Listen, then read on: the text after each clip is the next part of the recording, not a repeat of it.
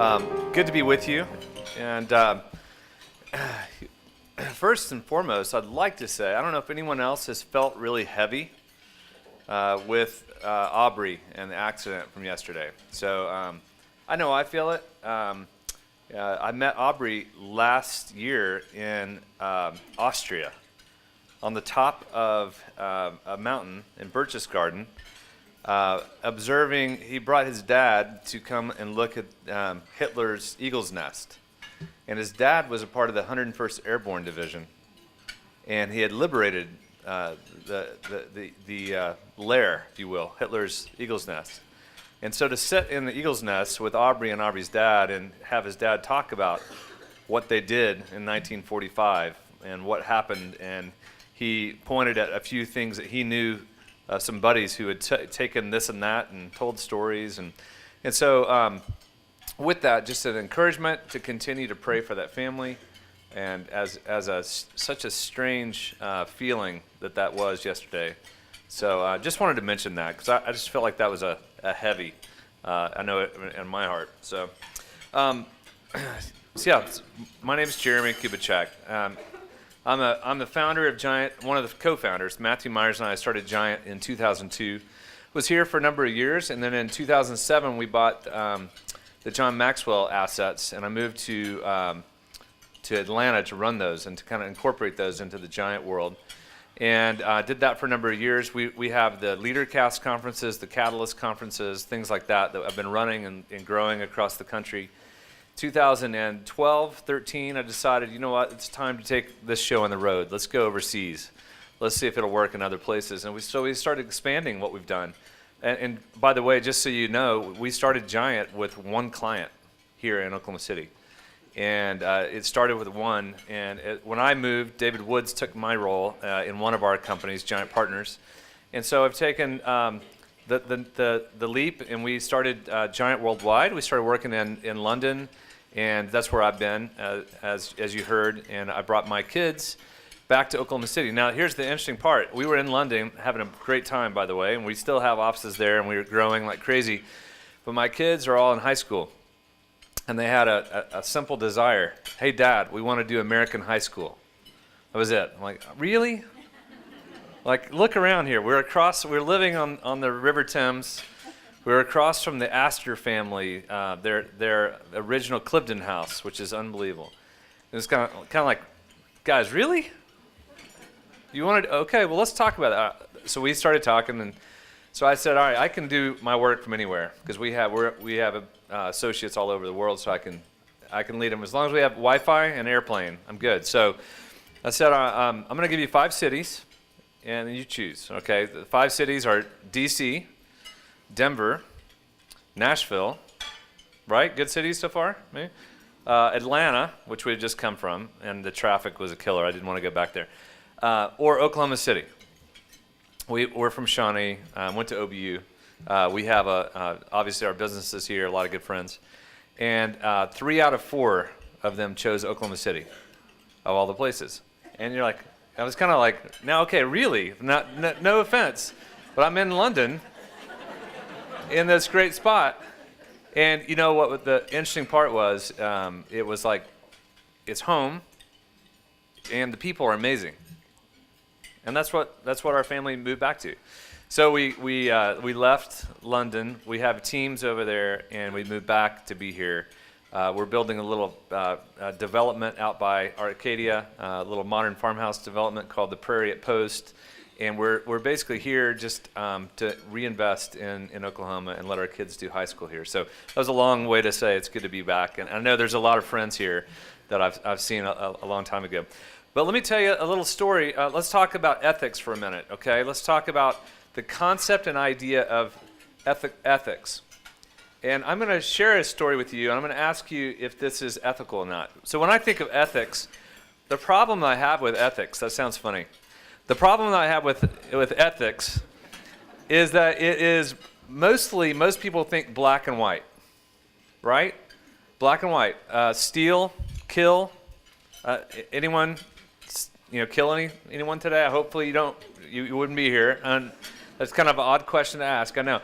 Or steal anything today, right? So in some degree, when you think of ethics and morals, it's kind of like, yeah, I'm a good person.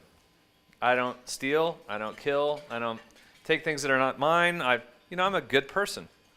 And so there's black and white. The issue that I want to talk about today is the gray issue, right in between. That whole gray area is really, really subjective, because each of us have a different version of what gray is. And to some people, gray can be black and white, and some people, gray is just gray, right? So, for instance, this last week, I bought some furniture, and we have this little kind of mandate inside the Giant World. If the way you deal with expenditures is, if I can prove it in front of a board of directors without shying away, if I could stand up in front of a board of directors and then look and go, yep, great, got it, makes sense. But if I'm ever in a place where I'm like, that was a little bit, it was kind of a business, personal expense, so we're really clear on what it is from a financial perspective. But what I want to do is I want to talk to you about the gray areas in each of our lives, and I'm going to actually hold up some mirrors, and it's going to be kind of uncomfortable today, in a good way, and it's basically going to be, what's it like to be on the other side of you? In the areas of ethics and gray, I'm going to talk about relationships and connections. And we're going to see if there's any areas that might need to be a little bit stronger. So let me tell you the story, and let's see if you can relate. So I mentioned I was in Atlanta, moved to Atlanta, very stressful job. We had acquired John Maxwell's assets. I'd just done some partnerships with Pat Lencioni, Henry Cloud, Mark Sanborn. We've been working with Jim Collins, a bunch of the speakers and leaders you know. We had big events. We were starting to grow nationally. And that was 2007. There's that thing called the recession in 2008, if anyone had heard of that. That hit us pretty hard. 2000, we made it. 2011, we get to a place in time, and it was a really tough spot. Because we had a lot of growth, but there was a lot of investment needed to be made in our companies, and I was very, very busy. On top of that, we decided to sell John Maxwell's assets back to him.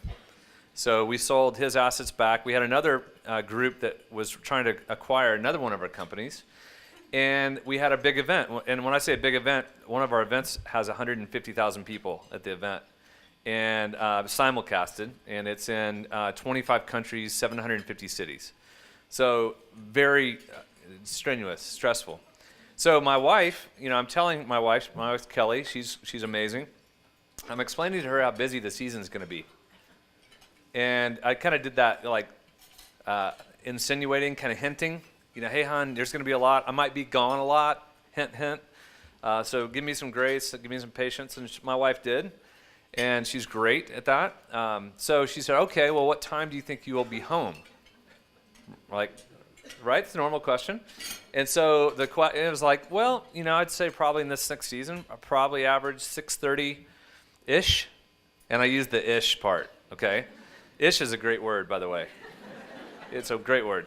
So that ish, well, so what would happen is I'd start coming home, and I'm driving. And by the way, anyone driven in Atlanta traffic? Yeah, right? Miserable. One of the greatest things about Oklahoma, you guys, is the traffic. And there's no traffic. And I know that some of you feel like there is traffic. There's no traffic here. After London and Atlanta, it's great. So I would drive through traffic. I'd be on my phone the whole way home. And I would get there, and about 6:40, I'm still in the ish range, right? 6:40, I'd get a text from my wife on this little device, and she'd say, hey, how close, where are you? And I would reply back while I was still on the phone, I'm close, which was true. I wasn't lying, but this is that gray area I'm talking about. I was in the in our neighborhood in the swim tennis center area, just kind of driving around the cul-de-sac or parking there, finishing my phone call. Anybody ever done that? Yeah, you're like, yeah. So what happened then is I'd get home, and then I would get out of the car, and my kids would be playing Foursquare basketball, and I'd have this thing. Again, you've seen these, right? These smartphones, and they're a little bit addictive. If anyone found that to be true? They're kind of like a vortex, like a black hole. And so I'd have this under my ear, and I would be, getting out of the car, and I would do the stiff arm to my kids, or the side hug. And I go, hang on a sec. hey guys, how you doing? Side hug, pat him on the head. All right, I'm back. And I would carry this phone all the way into my house. And then I'd get in and I'd finally get off, and my wife's looking at me about 6:50 with a steaming hot food that's not as steaming as it was before. And I would get that look, kind of like, really? And that look that kind of felt like, and I'm like, you know, we have a lot going on, right? So what would then take place would be this conversation. Now, this is not a fun conversation that I had, okay? This would go on for quite a while, this little episode that I would do. And again, I'm speaking mainly to the guys here. I can't speak for ladies, but any guys know what I'm talking about so far? Anyone tracking with me? Okay. I'm just making sure. Maybe I thought it was just me. So what took place was a conversation with my wife, and it goes like this. We need to talk. Right, guys? You know that one? We need to talk? I knew what was going on. I knew what was happening. Yeah, you're right. So after dinner, we went to my office, and we were sitting down talking, and she then would say something really simple. Hey, you've been saying 6:30, and it's been like 7, and I'm really busy. I got a lot going on. I would kind of start this, and she'd say, no. Even when you are here, you're not here. Even when you're here, you're not here. Where do you go? It's like your eyes are glazed over. You ask a question to the kids, and then you're off, and then they say something back, and you're not there. And again, I hate to step on toes, mainly to the guys here, but this was just my reality. And so it was one of those where I knew she was exactly right. Totally right. Right? I mean, she was right. I wasn't. I was distracted. I've been so focused on other areas. I got a lot going on, but I've had a lot going on for 12 years. It's like I always have something going on. So one of the things I'm really good at is I'm really, really good at being defensive. And again, I don't know if this can relate to any of you guys. So what I should have said was, you know what? You are so right. I so appreciate you bringing that up. I need help. I could use some help. I've got this, and I don't know how to manage it. Do you have any ideas? Like, ladies, right? Would that have been a good response? Right? What would you have done? Absolutely. You would have well, let me help you. I would have gotten a big kiss, a good hug, and instead, I brought out my defensive grenade launcher. And I said, we talked about this. You remember what I have going on? Do you understand that I've got this and this and this and this? And it was like all of these things. And I'm just lobbing grenades just over. And the response I got was a tear and kind of a walk away. Not in anger, just more of disappointment. And then I walk and pace my office like, I'm right, aren't I right? I'm right. And I'm talking to myself.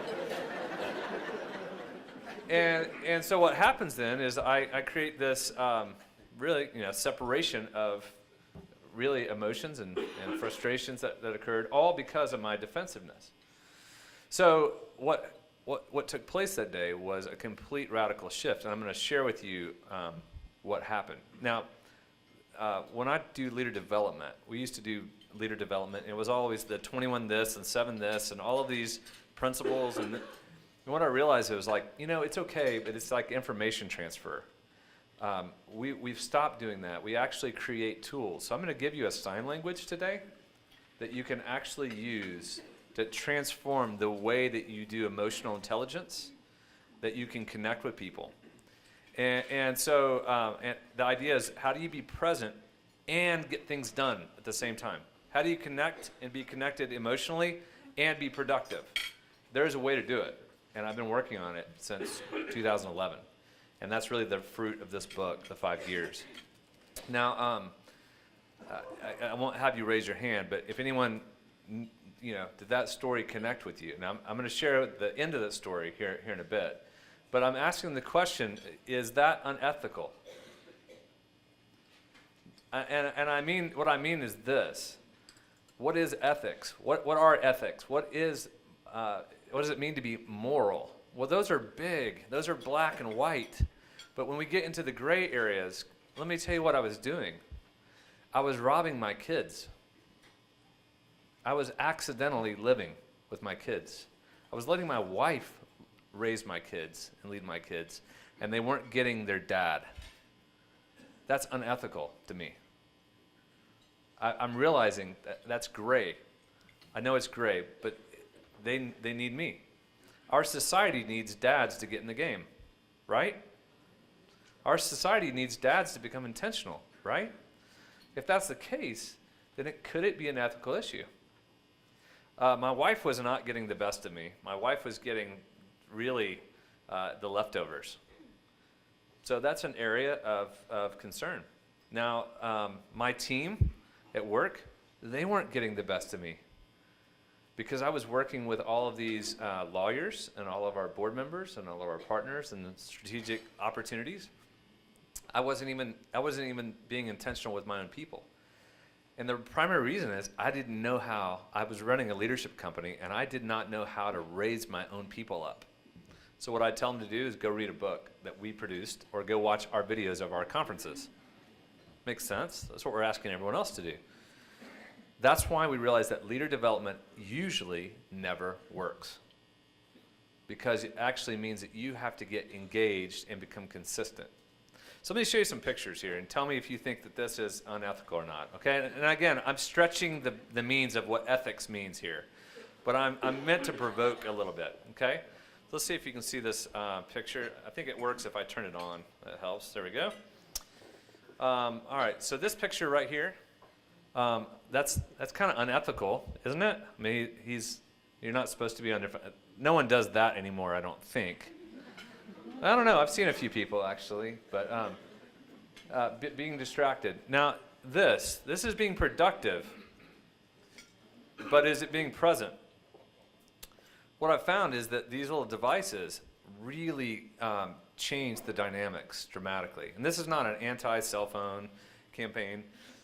I'm not against email or what have you, but I am against being present and being connected, because when you're not connected, you actually miss productivity. So this right here, is this unethical? It could be a gray area. I'm only making the case. This happens consistently. We were at the hibachi over on Western, can't even think of the name, across from Sushi Nika. Musashi's, thanks. We were in Musashi's. There was a family of 6. Each one of them had a device from a large, iPad to their phone, and during the entire show, they're on their phones or watching movies with earphones in. I literally took a picture, and it's too dark, but I was trying to take a picture without them knowing it. But I go, is it unethical? I mean, I honestly would make a strong case for it. To go, we're missing out on the investment in being intentional in people's lives. This happens. And again, another restaurant I was at, this same thing happened not too long ago. It's consistent. Now, even this happens. Jay-Z and Beyonce, basketball game. This is on a video, and he was on that phone the entire game. And so you can kind of see, where his eyes are. His eyes are on this phone. Can you see where her eyes are? On that phone. And it's like if I had a bubble, what would she be saying right now? You better give me that phone. Or whatever it is. But here's the big idea. The big idea is, where our eyes go, so goes our minds. Where our mind goes, so goes our actions. Our actions have consequences. Accidental living is a fringe, kind of a shade of gray. It's a gray from an unethical, because you're basically accidentally living.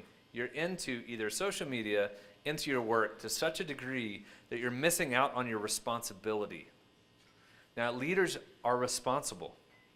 If your leaders define culture, every leader defines culture. Every sub-leader defines subculture. If that's the case, then it's our duty as leaders to be responsible for the people that we have. We have a phrase that we use. We're trying to change the leadership culture around the world. We don't believe that leadership is equal. We call them liberating leaders. There's dominating leaders, there's protecting leaders, there's abdicating leaders, and there's liberating leaders. A liberating leader fights for the highest possible good in the lives of those they lead. They fight for the highest possible good. So if I've got my switch turned on and I'm a leader worth following, if I'm a liberator truly, then I'm responsible, and you're responsible if that's you, for the people in your life. You're responsible to fight for the highest possible good. So when I'm accidentally living and accidentally leading, and I'm not connected and I'm not intentional whatsoever, then I would make a case that's unethical leadership. You're at a place where you're not pure, you're not true, it's not integrity. It's not the pure style of leadership, and that's what we have. We have a world full of unethical leaders. So let me go to a few others here. Connected versus disconnected. Let me show you this example. This is the 5 circles of influence. There's self, family, team, organization, and community. If you think about your world and every one of those, that's your life. That's our life. There's yourself. You wake up with yourself. You have a family around you, whether you're married or not. They're extended family. You've got a team that you're around. You've got an organization that you're usually working with, and then you've got the community at large. Well, here's what happens in our society, and this is my issue with the purity of leadership and the unethical behavior of people who are unintentional, is that, let's just take Tom. No offense if there's a Tom in here, okay? I'm just using Tom. Tom, he wakes up in the morning and he thinks, yeah, I'm intentional. I'm a liberator. So he's green. He's like, yeah, I'm healthy, I'm good, in his mind. You ask his family, he's an abdicator. He's completely checked out. He's not involved. He's gray, for sure. And he's accidental. He hopes his kids grow up. He hopes the school takes care of him. He hopes there's good neighbors. He hopes they do well. He wants the best for them, but he's not doing anything to help that. His team sees him as a dominator. He comes to work every day and he's a taskmaster. So he's not supporting people, but he's sure challenging people, but he's not supporting or equipping them. So he's red to the team. The organization sees him as yellow. They see him as a protector. He's protecting the team he's dominating. And then the community sees him as a liberator, green, because he gives money to the Boys and Girls Club. That is most of the leaders in the United States. Most of the leaders are inconsistent. Most of the leaders haven't rectified the issue in every circle of influence. They get books and they read books to become a better leader at work, but they haven't translated that at home or to the community or to other places. And we just see it all the time. We spend time, we do what's called leader intensives all over the world. And we basically take leaders and we help them see what it's like to be on the other side of them. And we basically help them get to the place where they become engaged, become intentional in every circle. So it's what happened with me. 2011, I was, in my mind, a liberating leader. I was a maker of happen. It was my nickname I gave myself, which is really stupid when you hear it. But my family saw me as an abdicator. And Dell, you know me. Dell known me for a long time. Dell Harper. I'm a missional person. I have always been in the game, and I was abdicating at home. My team would see me as a dominator because so that Tom was really me. I am all those things. And sometimes, you guys, I slide in to every category. I go in accidental and I go intentional. Do you guys know what I'm talking about here? Is this connecting at all? So what we're after is this whole idea of getting in the game. Getting in the game and turning the switch on. I would make the case that being accidental is to be unethical in the purest form. Again, I'm not claiming that you've stolen something or killed somebody. But what I'm asking you to do is to think differently. Now I'm going to give you a tool, all right? I'm going to get to, here's our version, by the way, of the support challenge matrix, what we call it. It's to be a liberating leader is to be someone who brings high support and high challenge, where most leaders bring all challenge and no support.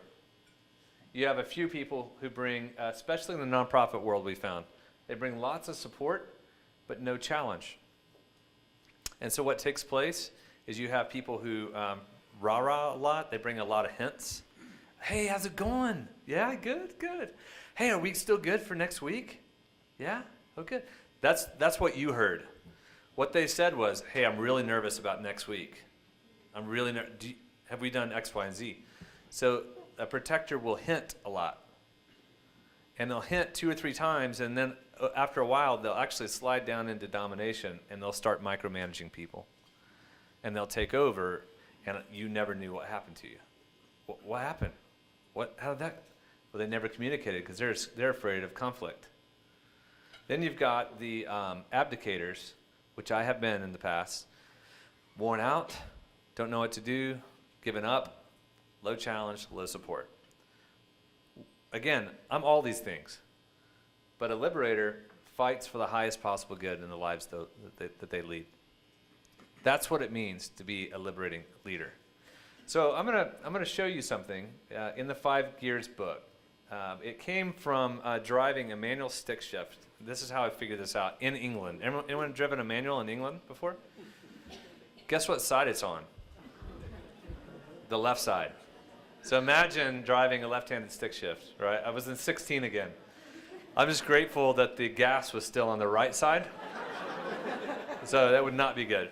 So what happened was I had to create a metaphor to explain what I'm talking about. How do you become a leader worth following? And it's really simple and really hard. And it's going to be hard to see in here, and I apologize for that, but I'm going to put it up here, and I'll explain it to you. We basically decided if I can help you understand how to shift gears and be in the right gear at the right time, you're going to be more ethical, you're going to be more integrous, you're going to be more intentional. So the idea is this, or I'm going to teach you the gears in no time. 5 gears in a stick shift plus reverse. The 5th gear is focus mode. It's when you're in the zone. You're so focused on something, it'd be like Robin, if you're just working on something and they're like, Robin, it takes 3 Robins to get your attention, right? That's when you know you're in the zone. It can be working in the garden, it can be working on the computer, it can be just reading, whatever you're doing when you're fixated in the zone. Some of you have no idea what I'm talking about right now. You've never been in that zone before, right? 4th gear is task mode. It's when you go from one thing to the next. Email, phone call, interruptions, meetings. That's 4th gear. It's most of our life. 3rd gear is social mode. It's kind of what you were doing when you came in here. It's chit-chatting, small talk, family, vacation, how are the kids, all those things. That's 3rd gear. It's social. It's the church foyer. It's the golf course. It is a barbecue with friends. 2nd gear is a bonding, connecting. It's connect mode. So you're bonding with spouse, a daughter. Saturday I'm going to Dallas for the day and spend time with my daughter. So we're going to have plenty of 2nd gear time. It could be with a dear friend. You're usually not talking about work. You're talking about personal things. It could be about work, but it's personal though. 1st gear is recharge mode. So it's how you recharge. Some of you are extroverts, you recharge with people. Some of you are introverts, you recharge with time alone. Some of you have devotions, you read, you walk, you exercise, whatever it is that you do to recharge. Here's the big aha. You need every single one of these gears. We have them all, just like a car. You can't start a car in 4th gear, true? Unless you lived in the Alps on a really steep hill, maybe, going downhill at a very quick pace. 1st gear is meant to start. It goes from 1st to 2nd to 3rd to 4th to 5th. There's a natural time and place. There's a time and place for everything. My issue, when I told you my story, I was in 4th and 5th gear when I woke up, and I was in 4th and 5th gear when I went to bed. I never got out of 4th and 5th gear. I missed 1st, 2nd, and 3rd gear all the time. My health started declining. My relationship started to decline, and I wasn't much fun to be around. That is what most leaders have done. They haven't been in the right gears at the right time. And what happens when you're not in the right gear at the right time, no one wants to be around you. You ever been in a place where everyone's chilled out? You're in third gear setting, everyone's just kind of talking, having fun, you maybe around dinner, and here comes Frank. And all of a sudden, Frank comes in and starts dropping all of this stuff about work. Hey, I was working on the such and such, and we get the defibrillator, and they go through all of their stuff, and you're like, really? Like, I'll see you in 8 hours. Can we, talk about this in the morning? Surely. But Frank is always on. So what Frank has not done is he's not learned to shift to be in the right gear at the right time. So what I want you to do is I want you to look at this, and I want you to decide which gears you are in the most and which one you have the hardest time with, okay? I'll explain it like this. My hardest gear is first gear. I'm a fourth gear guy. I have a lot going on. I'm in third and second. Second, third, and fourth are usually the extrovert gears. First and fifth are usually introvert gears. I'm in I go 4, 3, 2, 5, and then 1. I cannot figure out how to recharge. I'm not very good at it because I'm always giving myself away to other people, or I'm always working on some project. So for me, I have to be, and I'm an extrovert. So I'm recharging right now with you guys. So it's really, really hard to understand how I recharge, but it's really, really important. So I'm going to ask you to just tell me which one you have the hardest time being in by simply raising your hand. How many of you are like me? How many of you have the hardest time recharging? That's the worst gear, hardest gear for you. Number 1, okay? Okay, it's important to note. How about number 2? Connect mode. Have a hard time going deep with people, connecting. How about social mode? Anyone have a hard time with social? All right. 4th, anyone have a hard time with task mode and multitasking? And then 5th, how about just getting focused and staying focused? Anyone have a hard time with that? All right, so that's important for you to know, because if you work on that, you'll change everything. So what we started doing is we started actually creating a new schedule. My wife and I created a schedule. I basically have a schedule of the full day, and we put in what gear we should be in during the time. Now, when our kids were younger, we decided between 6 and 8 o'clock is going to be second and third gear time. So here's what I did. Because I had a hard time I was stuck in 4th and 5th gear, I've done a few simple things that you can do, okay? Number 1, this little device is a 4th gear device and a 3rd gear device. 4th gear work, it's 3rd gear social media. Do not go to 3rd or 4th gear before breakfast. Ooh, wow. That means you don't wake up in the morning and look at email. Now, I know some of us we're CEOs, we run companies, and we think we're really important. But I'll tell you, most of us, I've only met one guy that I work with the U.S. Air Force, and one guy, he was in charge, actually he was brought in, he was a deputy for the State Department. He was in charge of security for the embassies in Africa and the Middle East. And I'm like, by all means, check your email. You're good. He's good. So Tim can check his email. Everyone else, not before breakfast. And some of you just moved up your breakfast time. Like, yeah, now I eat breakfast at 5 a.m.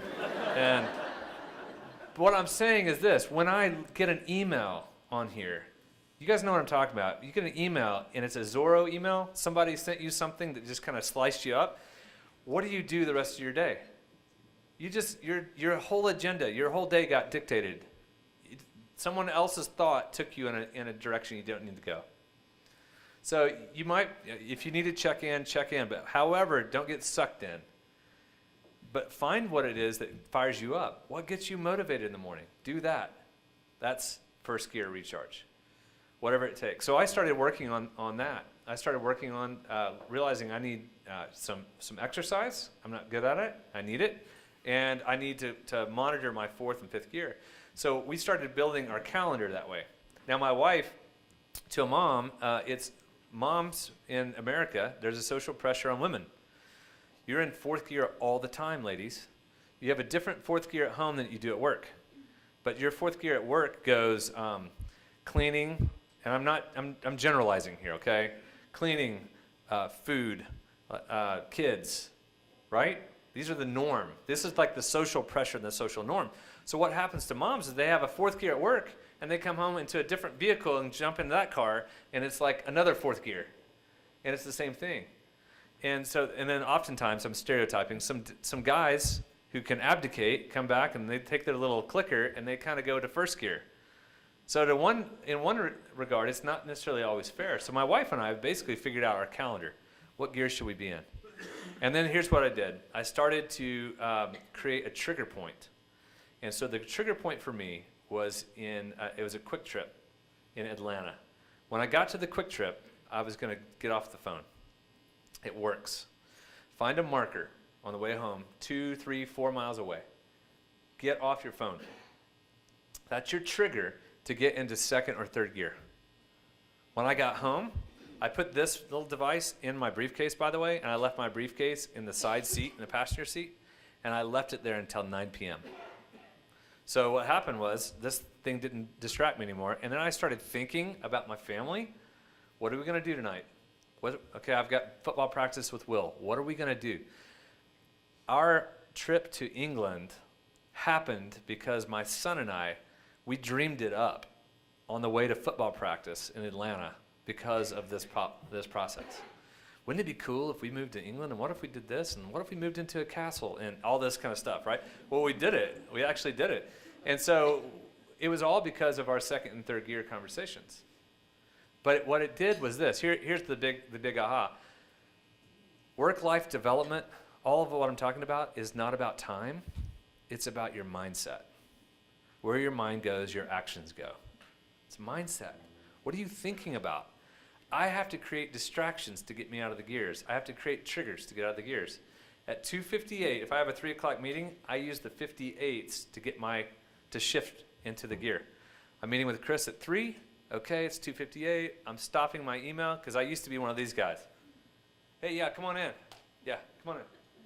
Yeah, what do you got? What do you got? And I was productive and unproductive at the same time. I was unproductive in the relationships and productive with email. So all I've done is I've learned how to shift, and I use time. So 2:58 comes in, I go to third gear. Chris, what's happening? How are you? How was the weekend? 3 or 4 minutes. We shift right into fourth gear. All right, what are we tackling today? Now I've built relationship. I can get things done. Here's the aha for you. To be intentional means you're intentionally in fighting for the highest possible good of other people's lives. You're intending to fight for them, to serve them, to support them, and challenge them. To be like the best coach you've ever experienced for them. So you're supporting and challenging. That means that you've got to get engaged. You've got to be intentional. And when you're intentional that way, they'll respond. The other person will respond. And guess what? You'll be more productive. I thought I needed to be more productive on these little devices. And what I realized is that productivity is a relational issue. Productivity means, does the other person that you're talking with want to be around you? Do they like you? If they like you, so much more gets done. So to be present is to be productive. But it means that you've got to actually redo your calendar. So with your spouse, go through your calendar, think about the 5 gears. What gears should you be in? And be in that. When you find yourself in the wrong gear at the wrong time, you'll notice it. A quick story on that. My managing partner, his name is Mike Obadal, and he lives in Florida.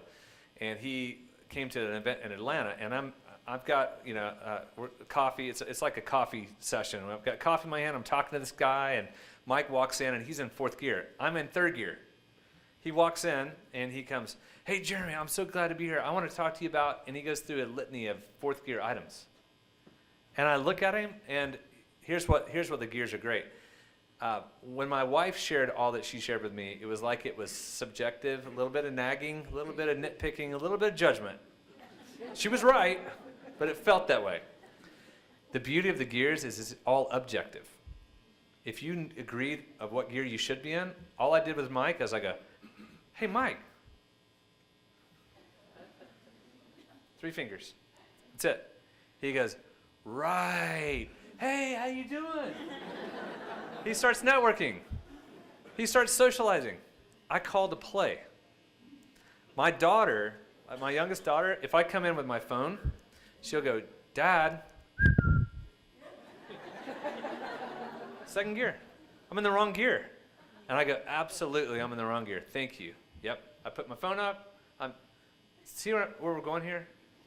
We are relational people. We're oftentimes in the wrong gear. When we're in the wrong gear too long, we end up crashing. Crashing is not recharging. Crashing is not resting. Crashing is crashing. And when this phone crashes, it's good for nothing. It's a paperweight. When you crash, you're a paperweight. You're actually just in the way. And everyone else has to walk around you and tiptoe around you because you have not taken care of yourself. So what I've done is I've radically changed my life by starting to be intentional, starting to understand the times, what gear should I be in, starting to shift gear. And you know what's happened? My relationships have flourished. My influence has grown. And I'm starting to connect with people at a much deeper level because I'm in the right gear at the right time. Now, by all means, we're going back to work here in a minute. It should be this, 4th and 5th gear. Let's get it done. We do this at Ford Motor Company. They love the 5 gears. So Ford, they use the, they put a little kind of a cardboard cutout, and they put a little Velcro on the back, and they put them on their computer screens. So when they're in 5th gear, everyone knows, hey, I'm in 5th, don't bother me. I'm getting things done. Awesome. As long as you take that off, don't abuse it. But it's the whole idea is to learn how to shift, learn how to use plays, call plays. The book, by the way, it's on Amazon. It's 5gears.com. If you want to go to 5gears.com, there's some other resources. It's meant to help you become integral, to actually keep you to the point where you're ethically responsible. You're leading your culture. And you're leading your culture because you're engaged, you're intentional. The gears are simply a reminder of where to go, what gear you should be in. And when you start calling plays, you start bringing this into your family and teams, you'll watch. By the way, try this with we've done it with 5, 6, 7-year-olds. They get it. All the way through your teenagers will get it. Some may not like it until they actually start applying it. It works. But it's just a way for you to think about being a leader worth following versus a leader that you have to follow. And all I was trying to do today is to maybe give you some things that are a little bit more intentional, some encouragement. So what were the 3 things? I hope I did them. I hope I gave you the 3 things that you mentioned earlier. What were they? Sorry, I put you on the spot. That's all right. That's all right. Anyway, that being said, you're fine. You're fine. Thank you for your time today. I really, really appreciate it, and it's good to be with you. If you want to talk anymore, I'll stay around for just a bit. Thanks so much.